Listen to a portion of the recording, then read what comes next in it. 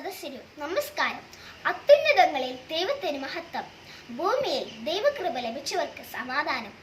സന്തോഷത്തിന്റെയും സമാധാനത്തിന്റെയും ശാന്തിയുടെയും സ്വർഗീയ സന്ദേശവുമായി വീണ്ടും ഒരു ക്രിസ്മസ് വന്നെത്തിയിരിക്കുന്നു. നമ്മെ കാണാനും കേൾക്കാനും നമ്മുടെ സുഖദുഃഖങ്ങളിൽ പങ്കുചേരാനുമായി സ്വർഗം വിട്ടിറങ്ങി വന്ന ദൈവസ്നേഹത്തിന്റെ വലിയ സാക്ഷ്യമാണ് ദൈവപുത്രന്റെ മനുഷ്യാവതാരം. ദൈവം സ്നേഹം കൊണ്ട് ഭൂമിയെ ചുംബിച്ച രാവാണ് ക്രിസ്മസ്. അതേ, ബെത്ലഹേമിലെ കൊച്ചു കുടുംബത്തിൽ മറിയത്തിന്റെയും ജോസഫിന്റെയും മകനായാണ് ഉണ്ണീശു ജനിച്ചത്. ദൈവം തന്റെ സുപുത്രനെയാണ് നമ്മുടെ രക്ഷിക്കാൻ ഭൂമിയിലേക്ക് അയച്ചത്. ഈ പുണ്യദിനത്തിന്റെ ഓർമ്മയ്ക്കായി ഓരോ ക്രിസ്മസിനും നക്ഷത്രങ്ങൾ തെളിയിച്ചും പുൽക്കൂടൊരുക്കിയും ക്രിസ്മസ് ട്രീകൾ ഒരുക്കിയും നമ്മൾ ആഘോഷിക്കുന്നു.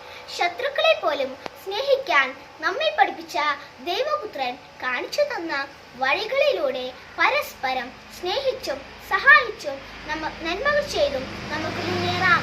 അങ്ങനെ ഡിസംബർ 25 മാത്രമല്ല, ഓരോ ദിവസവും നമുക്ക് ക്രിസ്മസ് ആക്കി മാറ്റാം. സ്നേഹത്തിന്റെയും സമാധാനത്തിന്റെയും സന്ദേശങ്ങൾ ഉൾക്കൊണ്ട് ഇനിയുള്ള കാലം ജീവിക്കാൻ ഈ ക്രിസ്മസ് പ്രേരകമാകട്ടെ.